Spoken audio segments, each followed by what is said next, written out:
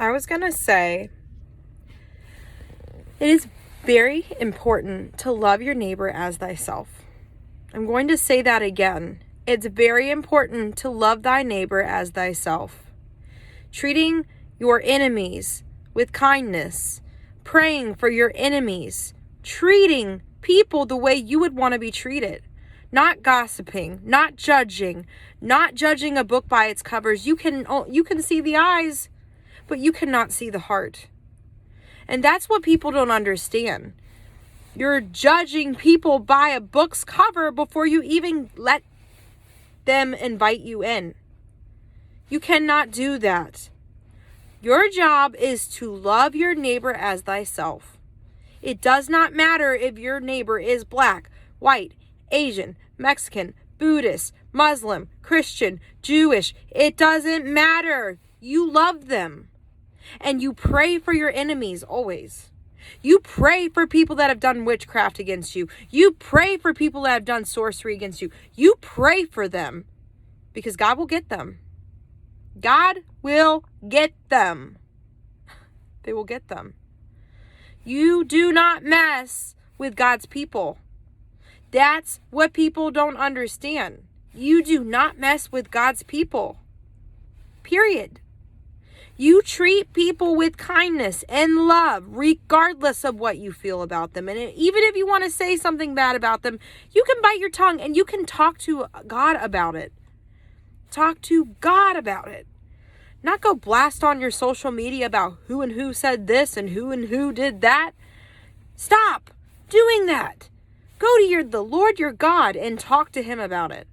And pray for them. But don't blast them. Don't judge them. Don't point them out. Stop doing that. That is not the way it works. That's not the way Jesus did it. Jesus did it with love. Yeshua HaMashiach did it with love and kindness.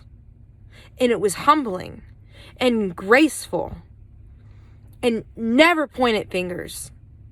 I'm sure there were times he was upset. But how are you going to get someone saved if you're literally yelling at them or calling them out, telling them what they're doing wrong if you're not doing it in love?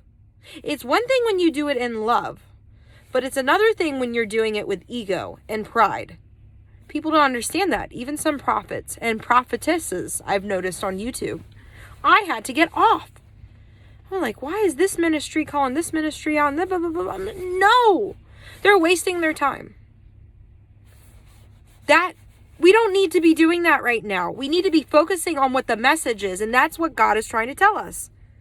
If, and using discernment with spirits, but don't call other ministries out. What they're doing wrong. We all make mistakes. We're humans. It does not mean that person's not a prophet or a prophetess of God. It means that they are trying to get the message just like you and I are. But don't be quick to judge. Because you don't know their heart. You can see their eyes, but you can't see the heart. No, you can't. And it's so funny. That's all God's been talking to me about recently is the heart. I see the heart. I made the heart. I created the heart. I know the hearts from the biggest to the darkest. And I still love the darkest hearts. Still love the dark hearts because he made them. And all he wants them to do is repent. Repent. Repent. They won't listen. Unfortunately, God's got to take some people out to get the kingdom back. And he's giving Babylon one more chance. He is trying to cut back time to give Babylon one more chance, but Babylon will fall. It's prophetic. Babylon will go. And he's going to give you a little taste of what it's about to be like.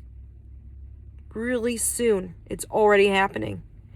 He's going to give you a taste of what it will be like 7 years from now. 7 years. Babylon will fall. Do I know the whole world's going to fall? I haven't been told that. Do I know Babylon's going to fall? Yes, I do. Is there a main rapture that's happening where we're going to a different place? Probably so. But for as far as I'm concerned, we reign down here. This is our kingdom, and we're taking it back. We're not letting predators and leeches come onto our land anymore. This is our land. This is our God of Abraham, Isaac, and Jacob's land. And Nephilim, yes, the fallen angels have messed with us. They have messed with everything. You guys will figure that. They're the giants. They're the mean giants. And we're the little Davids. And right now, we need to get that slingshot and we need to fight and bring the giants down, because that's what's about to happen. And you need to be ready for that. But guess what? There will be a Red Sea moment and the walls of Jericho will fall. Fall, fall, fall as the saints go marching in. Fall, fall. Saints, march, march, march for the Lord your God. You march with proud and dignity and wisdom, and you march and you stand up for your God and yourself and our people. You march. You march, you march, you march. Don't ever give up. Don't ever give up. And don't let the world bring you down. Don't. There'll be a reward for it, I promise you. I promise you that God will take care of you. I love you.